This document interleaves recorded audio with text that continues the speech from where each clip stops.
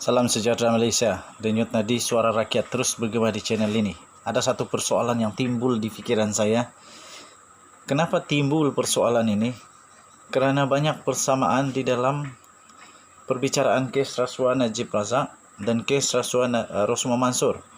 Di penghujung penghakiman banyak yang sama tapi tak serupa lah. Sama tapi tak serupa tapi hampir sama. Yang pertama, yang sama sebelum itu sama, semua banyak yang sama, tetapi ada satu lagi yang belum berlaku.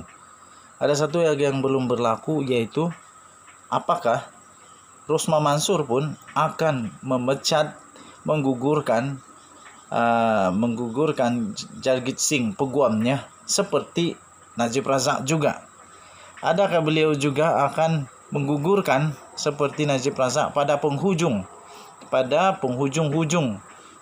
kes rayuan terakhirnya di Mahkamah Persekutuan? Tuan-tuan dan puan-puan, yang pertama persamaannya ialah apabila dengan tergesa-gesa peguam Rosmah Mansor memasukkan bukti dan permohonan kepada mahkamah supaya hakim menarik diri, gugur dan menarik diri daripada mendengar kes ini kerana ada satu risiko untuk berat sebelah. Tetapi sama juga ditolak oleh mahkamah. Satu lagi yang sama ialah mereka pun minta supaya ditangguhkan. Tetapi hakim bagi kau punya. Sampai dia kata Datuk ni datang daripada era mana? Era yang daripada ini dan itu katanya. Jadi kemudian dia kata, buktikan kepada saya, kagumkan saya, kata hakim, kagumkan saya dengan pengetahuan anda. Itu barulah. Okey. So yang ketiga yang sama dengan apa yang berlaku pada Najib Razak di penghujung dia punya rayuan ialah kehadiran Rosmah Mansor pada saat akhir. Dan ini pun berlaku kehadiran Noriana Najwa Najib, anak kepada Najib Razak, yang tiba-tiba muncul pada penghujung penghakiman ini. Okey, jadi satu lagi yang belum sama sekarang ini adalah apabila Najib Razak menggugurkan Tan Sri Shafie Abdullah untuk menjadi peguam bela utamanya kerana mau dapat perspektif baru, alih-alih di Mahkamah Persekutuan. Perspektif lama itu juga dipanggil semula untuk membantu. Kerana apa? Peguamnya tak mau berhujah. Jadi sekarang ini Hisham Tepote dah senyap, diam, tak komen. Tapi sekarang ini yang berhabis komen Tan Sri Shafie Abdullah sampai naik di atas pentas UMNO, kata itu dan ini. Lepas itu sekarang pula banyak lagi lah kes-kes yang berlaku di sekitar perundangan negara Malaysia. Okey, so apakah persoalannya? Apakah Rosmah Mansor pun akan mencari perspektif baru dengan memecat, dengan menggugurkan Jagjit Singh?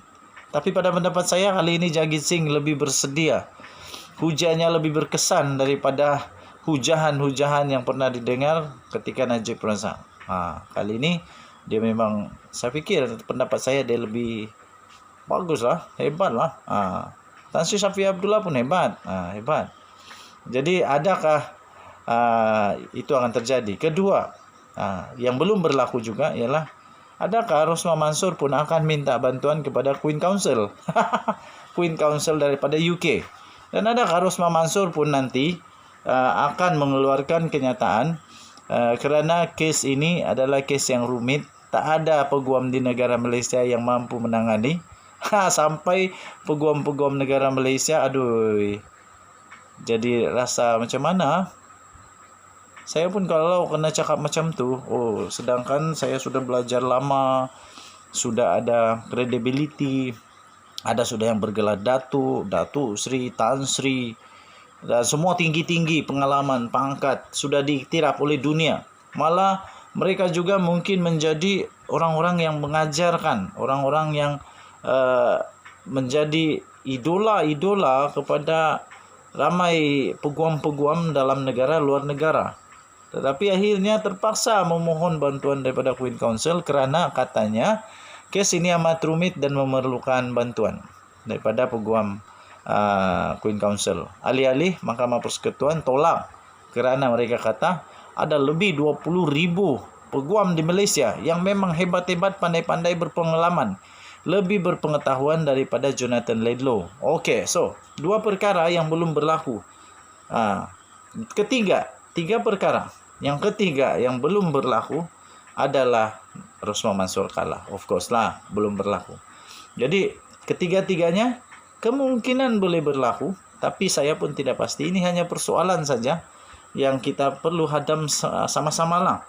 Saya fikir kalau saya berada di Rosmah Mansor pun, saya akan buat segala-galanya untuk dapat keadilan ditegakkan lah.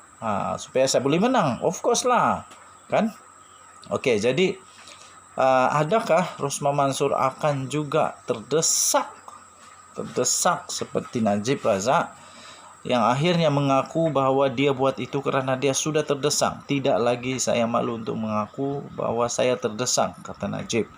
Dia terdesak untuk menyelamatkan diri, akhirnya mengubah taktik, menukar peguamnya. Setakat ini pasukan peguam bela Rosmah Mansor sudah melakukan tugas dengan baik. Jadi saya fikir tak perlu tukar. Jadi yang kedua, saya pun setuju dengan apa yang diutarakan oleh peguam-peguam Badan Peguam Negara Malaysia yang menyatakan bahawa peguam-peguam di Malaysia sudah cukup bagus. Pengetahuan mereka tentang undang-undang negara Malaysia terlalu bagus.